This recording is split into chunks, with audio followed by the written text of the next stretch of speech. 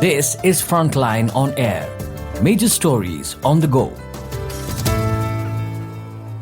Kashmir's famed saffron fields are under siege.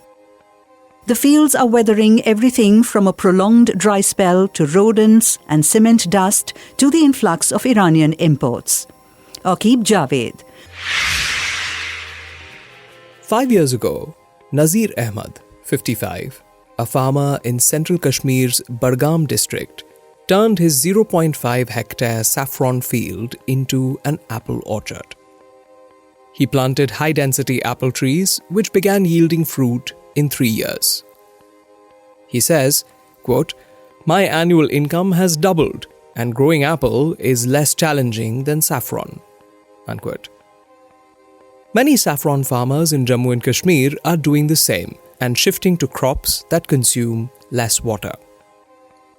In Lethpura, Pampore, Ghulam Hassan Khan, 70, has for decades been growing saffron on his 3.75-acre or 1.5 hectare plot.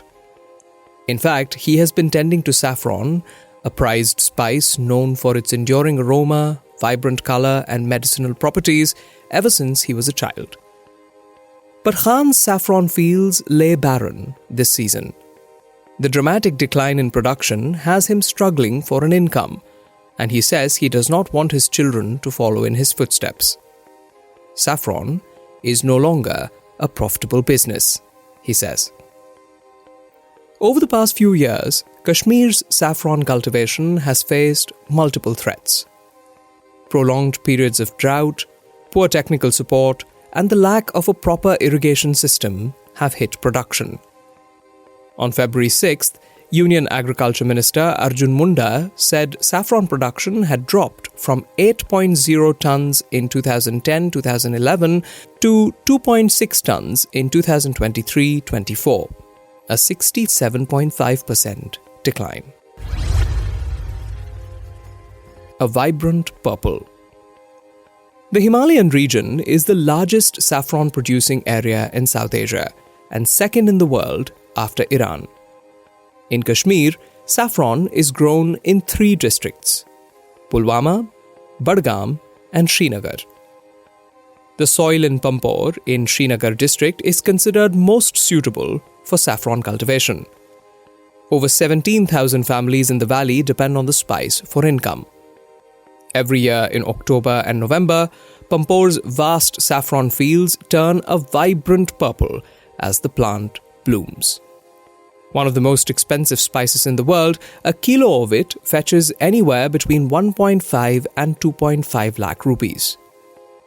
But according to the Agriculture Department, the area under saffron in Kashmir has declined from 5,707 hectares in 1996-97 to 3,715 hectares now. The government administration attributed this decline to a low cost-benefit ratio because of the huge cost of cultivation, low productivity, and the reliance on traditional cultivation methods. Scientists say drought and erratic weather patterns have also impacted the crop. This winter, the valley witnessed a prolonged dry season. The month of January, according to the Meteorological Department, was one of the driest and warmest in the past 4 decades. Saffron is a moisture-sensitive crop, and experts say it requires assured irrigation at critical stages of crop growth. Amjad M. Hussaini, a senior scientist at Sher-e-Kashmir University of Agricultural Sciences and Technology of Kashmir, says the changes in weather pattern due to climate change have affected the moisture the crop needs in the final stages of its growth. Hussaini says, quote, "Water must be available from July to September for flower production." Unquote. Professor Shakil A. Romshu, a top glaciologist and earth scientist of international repute, argues that production has come down due to dry spells in the autumn. Sources with the government say, quote, "Fluctuation in temperature during the crop cycle causes an outbreak of pests and diseases.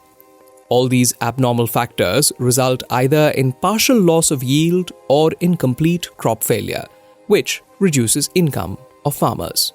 Unquote. As a result, the Agriculture Department is said to be encouraging farmers to adopt scientific methods of saffron cultivation. These include planting saffron corms in late spring or early summer, providing water immediately after planting to facilitate corm establishment, and avoiding excessive irrigation.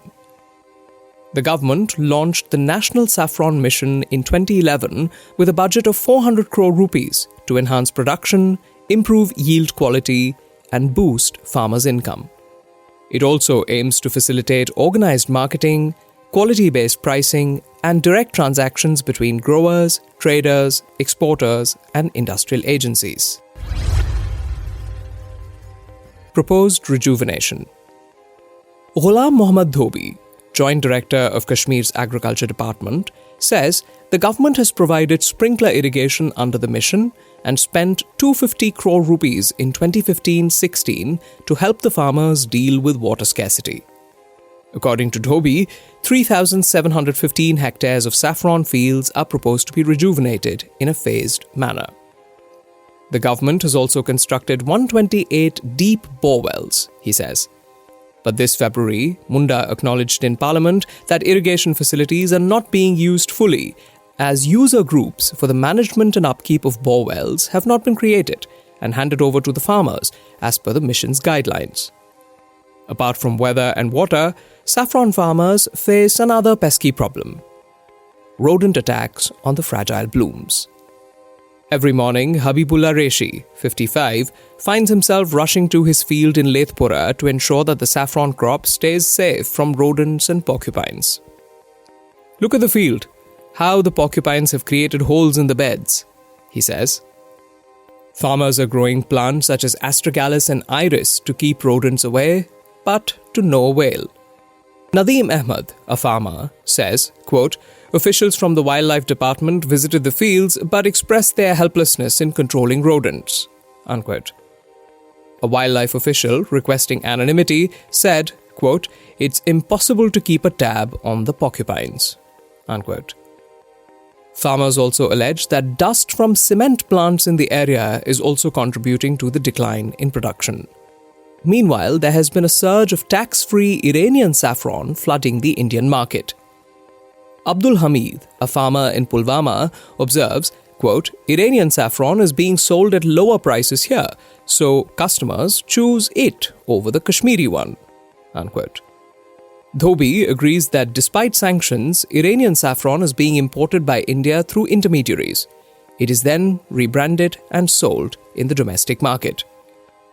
Dhobi says, quote, "However, I must say Iranian saffron cannot match our product. It lacks the strong flavor, aroma, and color of the saffron we grow," unquote. Farmers say that Iranian saffron has even reached markets in Kashmir where it is being sold by unscrupulous traders as the original Kashmiri saffron. Brand Kashmir. To maintain the quality of the spice, the government has constructed the India International Kashmir Saffron Trading Centre at Dusu, Pampore. The idea, according to officials, is to establish a state-of-the-art facility with scientific post-harvest handling practices for stamen separation, drying, and grading. The centre also hopes to adopt quality standards and fix prices on the basis of quality grades at farm gate level, end adulteration, regularly evaluate and certify the spice, provide a common facilitation centre for e-trading, and brand Kashmir saffron. However, farmers continue to shift to other crops, especially in central Kashmir's Budgam district. In February, Munda said in Parliament that the State Agriculture Production Department, along with revenue authorities, was implementing the Saffron Act, saffron rules, and other revenue laws that safeguard saffron fields from being diverted for any other purpose.